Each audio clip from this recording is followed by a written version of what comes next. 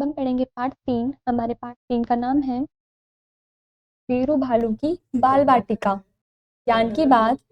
समाज में सबको मिलजुल कर रहना चाहिए, एक दूसरे की मदद करनी चाहिए। जिस समाज में लोग एक दूसरे से मिलजुल कर रहते हैं, एक दूसरे की सहायता करते हैं, वह समाज ही विकास की राह पर अग्रसर हो पाते हैं।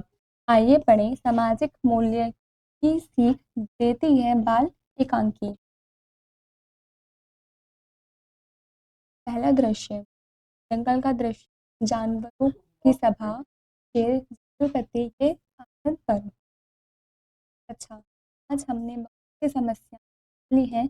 मुझे उम्मीद है कि मिलजुल कर जो भी निर्णय लिए गए हैं उनका सभी जानवर पालन करेंगे। प्रजातंत्र का यही संदेश है, नियमों का पालन न करने वाले को कड़ी से कड़ी सजा दी जाएगी। जानवर, हम पालन करेंगे, हम पालन करेंगे। अभी एक और समस्या शेष है।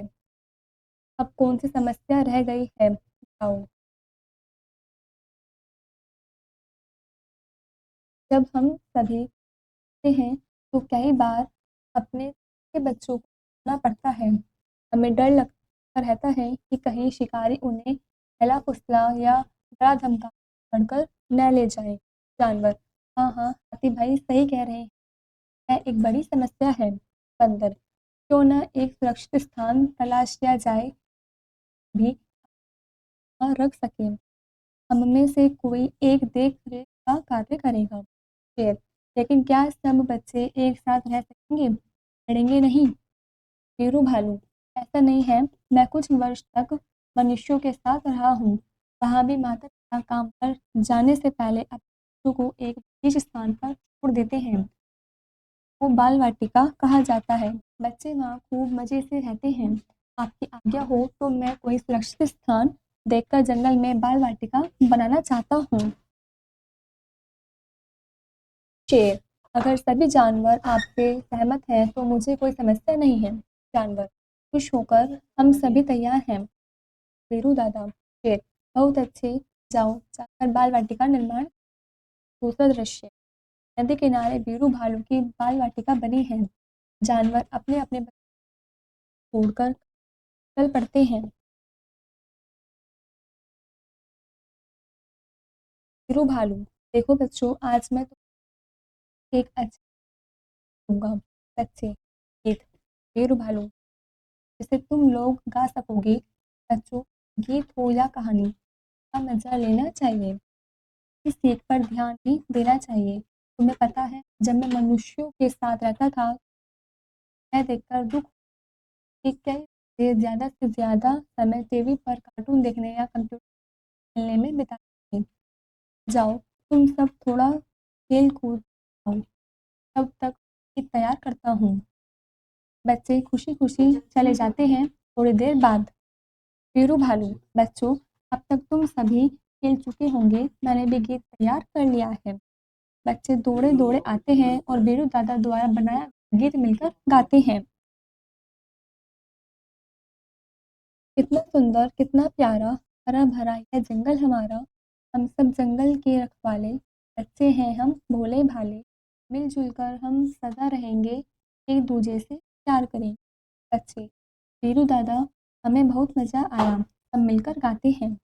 वीरू भालू, बहुत खूब, तुम सभी बहुत ही होशियार बच्चे हो।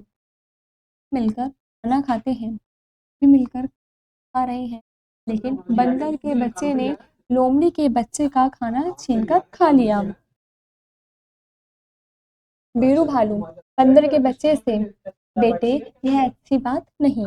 बंदर का बच्चा, मुझे माफ कर दीजिए वीरू दादा। वीरू भालू, शाबाश, सभी बच्चों की ओर देखकर, बच्चों, क्या तुम लोग यह चाहते हो कि लोमड़ी का बच्चा आज भूखा रहे? बच्चे, नहीं, सभी बच्चे थोड़ा थोड़ा खाना लोमड़ी के बच्चे को देते हैं। इस प्रकार सभी बच्चों ने मिलजुल कर दिन बिताया और शाम को खुशी खुशी अपने अपने घर चले गए। अब सभी जानवरों के बच्चे रोज सवेरे खुशी खुशी बाल बाटी करने लगे। बीरू दादा उन्हें रोज नई नई शिक्षाप्रद कहानियां सुनाते और भी खिलाते।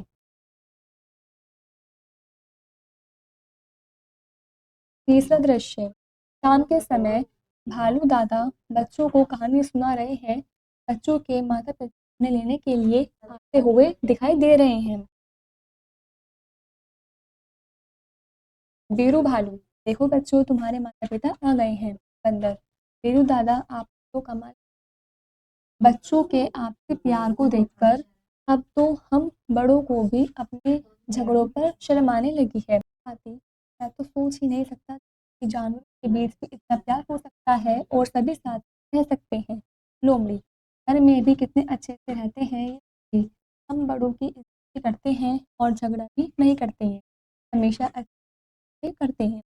ये जानवर, धन्यवाद वीरू दादा। सभी जानवर अपने अपने घर की ओर चल पड़ते हैं। बच्चे गीत गुनगुनाते हुए उछलते कूदते साथ साथ चल रहे होते हैं। वीरू भालू उन्हें प्यार से देखता रहता है।